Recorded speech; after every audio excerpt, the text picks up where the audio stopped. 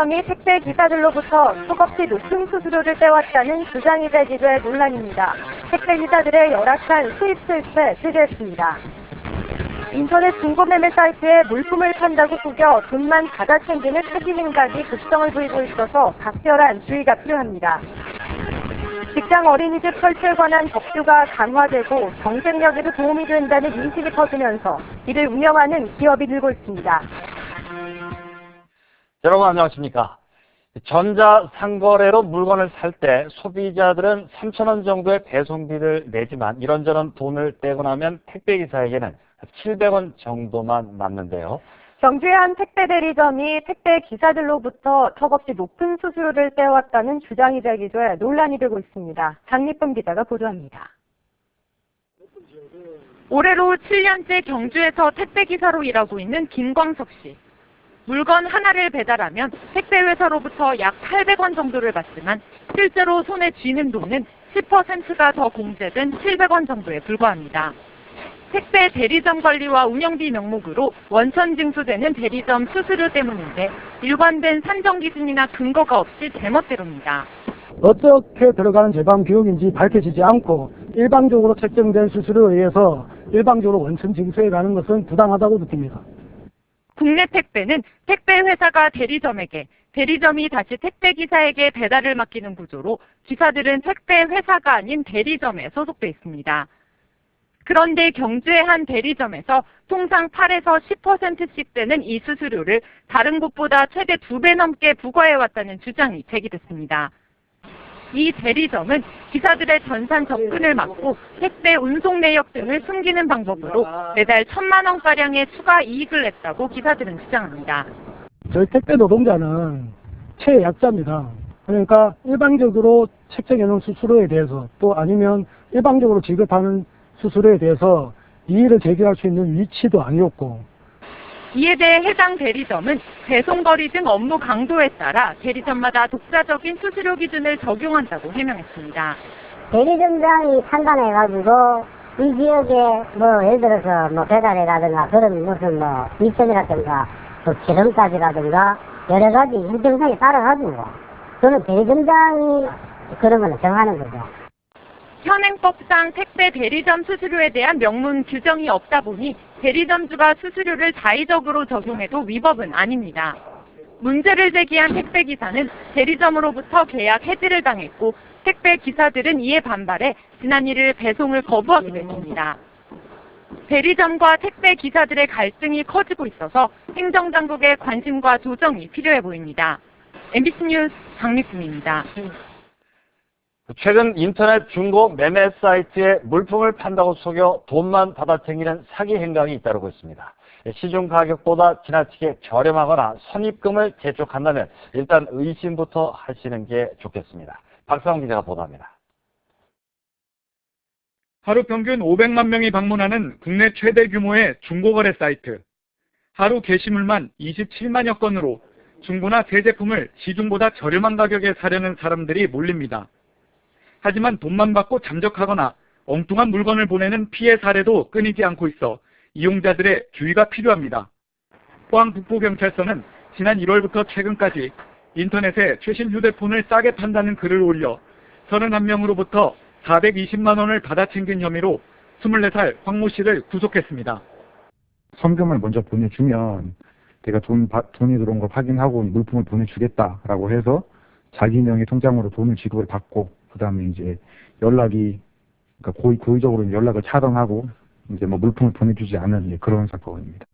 이에 앞서 지난달 2일에는 인터넷에 올라온 구매 희망글을 보고 접근해 돈만 받아 챙긴 혐의로 29살 이모 씨와 38살 정모 씨가 경찰에 구속됐습니다. 이들은 지난 1월부터 한 달여 동안 인터넷 중고매매 카페에 올라온 구매 희망자를 상대로 자신이 물건을 가지고 있다고 속여 각각 650만 원과 165만 원을 가로챘습니다. 포항 등 경북 지역에서 최근 3년간 발생한 인터넷 물품 사기는 2014년 1,900여 건에서 2015년 2,900여 건, 2016년 4,000여 건으로 매년 증가세를 보이고 있습니다. 지난해 하루 평균 10건이 넘는 인터넷 물품 사기가 발생한 겁니다. 경찰은 인터넷 사기 예방을 위해 직접 만나서 거래하는 게 좋지만 그렇지 못할 경우 안전결제 시스템을 이용하거나 경찰청 사이버캅 앱으로 범죄 이력을 조회할 것을 당부했습니다. MBC 뉴스 박상환입니다. 포항 야구장 인근에 오는 2019년까지 155억 원이 투입돼 체육 문화시설과 장애인 전용 수영장 등 재활시설을 갖춘 장애인 전용 체육관이 건립됩니다. 자유한국당 박명재 의원은 문화체육관광부가 올해 장애인형 국민체육센터 건립지원 대상지로 포항시와 세종시를 선정해 올해 공사가 시작된다고 밝혔습니다. 포항은 경북에서 가장 많은 장애인이 살고 있어 2년 전부터 전용 체육관 유치에 노력해왔습니다. 요즘 지역에서도 직장 어린이집을 운영하는 기업이 점점 늘고 있습니다. 직장 어린이집 설치에 관한 법규가 강화된 데다 직장의 경쟁력 강화를 위해서도 어린이집 설치가 필요하다는 공감대가 형성되고 있기 때문입니다. 이규설 기자입니다. 원숭이와 다람쥐 등 야생동물을 직접 만지며 동물과 친해지는 수업입니다. 포항 지역 한 직장 어린이집의 특별활동 프로그램인데 이 회사는 지난해 9월부터 어린이집 운영에 들어갔습니다. 모든 교구를 자작나무로 제작하고 유기농 식재료만 급식에 사용하는 등 운영에도 신경을 쓰고 있습니다. 저희가 항상 오픈을 하고 있습니다. 그래서 점심때나 아니면 오전, 오후로 부모님들 시간 나실 때 오셔서 볼 수 있다는 게 가장 큰 장점인 것 같습니다. 특히 이 회사는 직원 수가 적어 어린이집 설치 의무가 없는 사업장에도 직원 복지 차원에서 어린이집을 만들었습니다. 아이들이 흙놀이를 하고 있는 이곳은 최근 포스텍이 문을 연 직장 어린이집입니다. 특이한 사항은 석박사 과정 학생들이 연구활동에 집중할 수 있도록 직원 자녀뿐만 아니라 대학원생 자녀도 돌봐준다는 점입니다. 아침 7시 반부터 저녁 7시 반까지 운영을 하고 있으며 포스텍 교직원과 대학원생 자녀들을 안심하고 맡길 수 있도록 최선을 다하고 있습니다. 직장 어린이집에 대한 만족도는 매우 높은 편입니다. 안심하게 아이를 놓고 맡길 수 있다는 점, 안전하게 교육 환경이 제공되는 데는 참 좋습니다. 현재 지역에서 직장 어린이집을 운영하고 있는 곳은 포항시청과 세명 기독병원, 포스코 캠텍 등 10곳입니다. 영유아 보육법이 상시 근로자가 500명 이상인 기업에 대해서만 직장 어린이집 설치를 의무화하고 있어 중소기업 근로자들이 혜택을 보지 못하는 부분은 아쉬운 대목입니다. 아직 거름마 단계이긴 하지만 지역에서도 직장 어린이집이 점점 늘면서 일과 육아를 함께 챙길 수 있는 환경이 조성되어 가고 있습니다. MBC 뉴스 이규설입니다. 한국은행 포항본부가 경북동의 한 지역 240개 법인기업을 대상으로 조사한 결과 다음 달 제조업 경기실사지수가 62로 나타났습니다. 이는 3월과 같은 수치이며 전국 제조업 평균 전망지수 82보다 훨씬 낮았습니다. 반면 4월 달 비제조업의 업황 전망지수는 75로 3월에 비해 8포인트 상승할 것으로 전망됐습니다.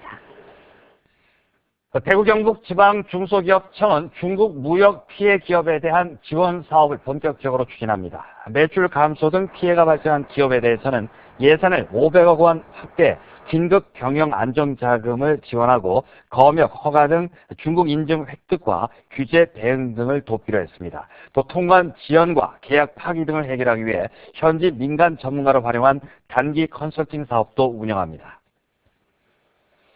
대구 경북연구원은 최근 5년간 구미의 수출은 연평균 8.1%, 포항은 7.1% 감소했다면서 구미와 포항을 산업위기 대응 특별지역으로 지정받아 지역 산업 구조와 체질 개선에 나서야 한다고 밝혔습니다. 또한 대구와 경북이 공동으로 첨단 제조업과 서비스업 융합 산업을 추진해야 한다고 지적했습니다. 산업위기 대응 특별지역은 대규모 경제 위기가 났을 때 정부로부터 금융과 고용, 보조금 등을 지원받을 수 있는 경제 산업 분야의 특별 재난지역으로 올 하반기부터 시행됩니다. 동북지방통계청에 따르면 지난달 대구와 경북의 소비자물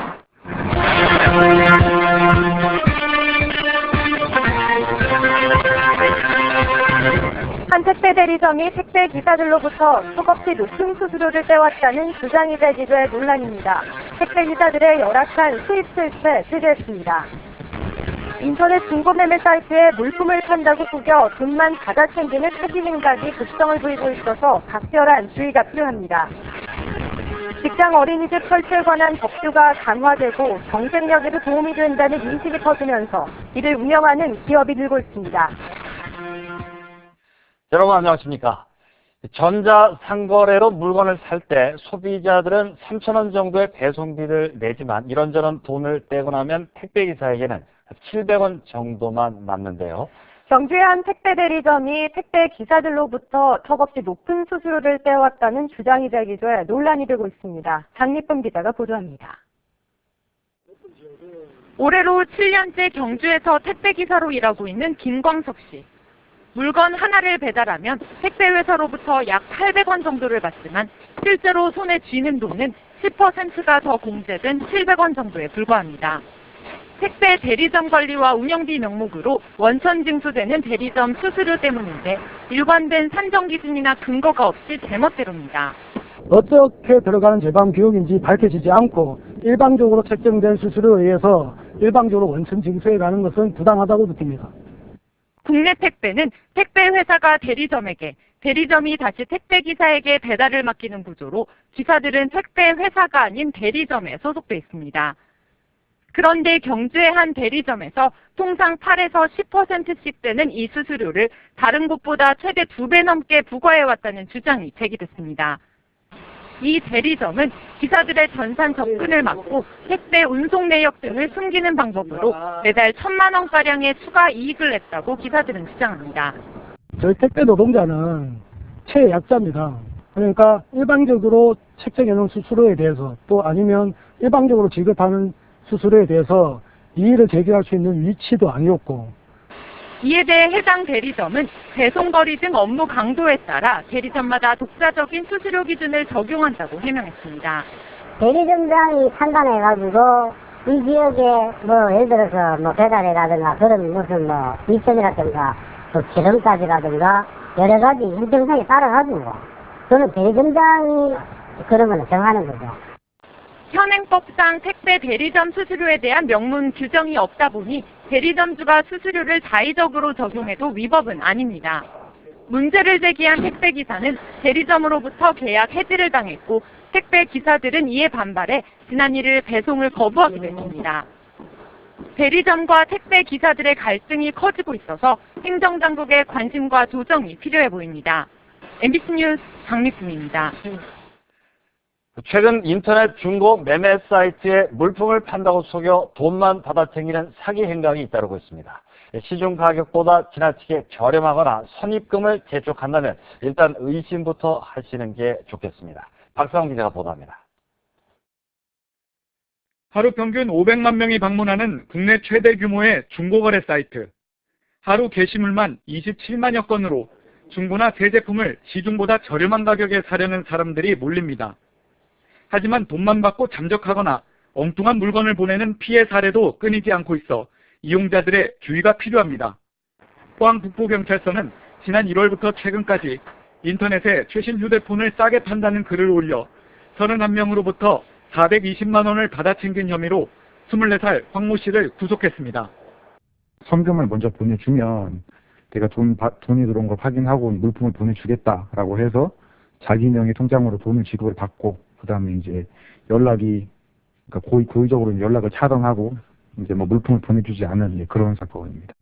이에 앞서 지난달 2일에는 인터넷에 올라온 구매 희망글을 보고 접근해 돈만 받아챙긴 혐의로 29살 이모 씨와 38살 정모 씨가 경찰에 구속됐습니다. 이들은 지난 1월부터 한 달여 동안 인터넷 중고매매 카페에 올라온 구매 희망자를 상대로 자신이 물건을 가지고 있다고 속여 각각 650만 원과 165만 원을 가로챘습니다. 포항 등 경북 지역에서 최근 3년간 발생한 인터넷 물품 사기는 2014년 1,900여 건에서 2015년 2,900여 건, 2016년 4,000여 건으로 매년 증가세를 보이고 있습니다. 지난해 하루 평균 10건이 넘는 인터넷 물품 사기가 발생한 겁니다.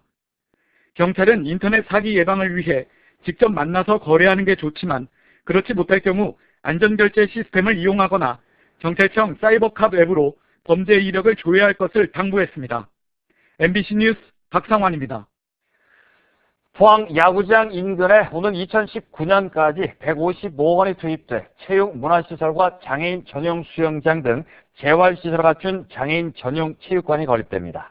자유한국당 박명재 의원은 문화체육관광부가 올해 장애인형 국민체육센터 건립 지원 대상지로 포항시와 세종시를 선정해 올해 공사가 시작된다고 밝혔습니다.